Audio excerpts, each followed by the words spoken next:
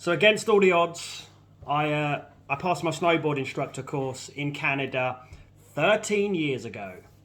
Medium latte, extra hot. Actually, this is a cup of tea. Oh, I'm doing a quick one at home today.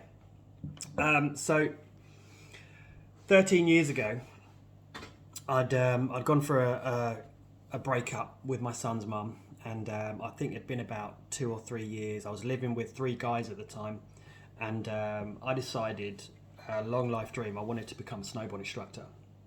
So with very little money, and I did not own a snowboard at this time, and I probably hadn't been snowboarding for a few years, I've never done a season, but I was confident on a board. I couldn't do any tricks or anything like that, but I knew I could teach a beginner. So I ended up going to Canada on a 3-day intensive course to get qualified as a snowboard instructor to teach beginners. I struggled to save the money to pay for the course. I ended up selling a few things. I sold a guitar, some other little bits, and I think I had some help from the folks. They may have gifted me some money or something. And I went there with a friend, Glenn, and it was a 7-day trip, and 3 of those days were the intensive course. And I borrowed a snowboard off my friend, who kindly lent it to me. I hadn't seen him in many years, but I contacted him and he's like happy to help. He's a snowboarder, he's got all the gear, doesn't do it anymore, you can borrow my board. The board had scratches on it, like on the base, so normally you would get it waxed so it's nice and smooth and fast. I didn't do that, and there was probably about 10 of us on the course. The trainer was amazing. Everybody was 10 times better at me at snowboarding, because they had spent seasons upon seasons there. Some of them were ex-skiers, but they were seasonaires. And there's me turning up. I've probably snowboarded maybe 5 or 6 times on holiday for a couple of weeks.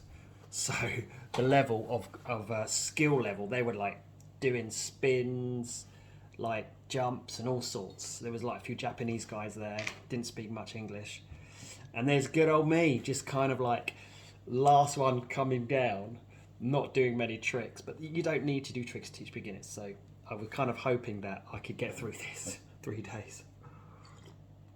So the first 2 days were just lots of training, practicing, role playing, and then on the last day, you have to take control of a class, a role play class. So your other kind of classmates, your participants in the course, they are acting as students, I guess, trainees. And you have to take control of the class and take them through a procedure, some kind of training, to demonstrate that you can competently, did I say that? Anyway, you know what I mean. And they told us to plan our lesson so the day before, so this is on the second day, they said, this evening, plan your lesson, and we'll tell you exactly who they're going to role play. And so they might get adults, they might get kids. They said, right, you're going to be doing, I think I said between 5 and 11 or something like that for me. So I was happy about that, because I find doing the kids a lot easier, teaching the kids a lot easier than the adults. Adults need more explanation, but the kids, it's more kind of just do. They need to, very minimal explanation and just doing. So it's called time on the slope. And I had brought this mascot, which is a sock monster that my son and I had made quite a few years prior. We made a couple of sock monsters when my son was probably 5 or 6, and I decided to bring this along just as a mascot. And he kind of follows me on holiday everywhere I go, but he came on this trip as well. And then in the lesson plan, I decided, because I had kids, I was going to incorporate this sock monster in the lesson.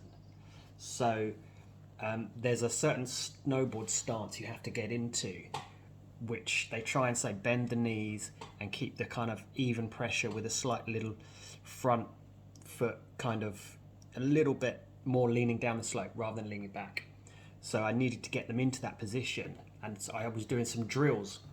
So I get them to kind of get into that position, And to get into that position, I would throw the sock monster at them so they catch it and they get in the position of how you're supposed to, like, the position your body's supposed to be. And it was on a really gentle slope, and I just basically turned it into a game for the kids. So it's like fun. They're like throwing this at them, see if you can get them in the head or something, because it's quite soft. And it made everyone laugh, and it was kind of a joke because no one had ever thought of that. And I got to, say, the third day, we got to the end of the day, and the instructor comes around and he tells us who's passed. All the Japanese kids pretty much failed, purely because they couldn't speak English. They couldn't direct the class. They were amazing snowboarders. They were the best out of all of us, but they didn't pass the course. And the instructor said to me, he knew my skill level was below everyone else. It was obvious. But because of the good old sock monster trick, he said, I really liked your class and the way you incorporated that in the class, and that showed that you have an understanding of how to teach a beginner, and if you want to go up in the levels, you're going to have to become a better snowboarder. And but you passed, you scraped through. If it wasn't for that, you probably wouldn't have scraped through. But get in, son. So thank you, sock monster, you saved me. But I got the pass. Where is it? I've got it in my wallet. I'm going to pull it out. I've got to show it off, haven't you? Yeah, I'm proud of this moment. Although it's probably run out. They do expire, these things. But there he goes, a little bit dirty. Cassie course. Snowboard instructor. It's backwards. But you get the idea. So I ended up doing... You can't actually be employed by until you shadow. You have to do like 36 hours of shadowing. I did my 36 hours, and I taught people on that.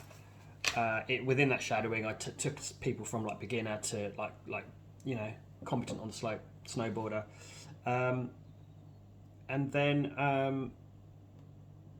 I never actually took it up. There's multiple reasons why I didn't. I never actually went on a season. I ended up getting married, and it's not a single man's kind of profession, because you're away for months on end unless your whole family's going with you. I kind of decided, it maybe for another time. So maybe when I retire gardening, I'll become like one of those old, like 70, 80-year-old instructors that you hear about and you see like kind of like going down the slope with a trail of kids. That option's still there, mate. So guys, that was it. That was episode 24. That's it, man. I've got a day off today, so I'll see you tomorrow in the morning.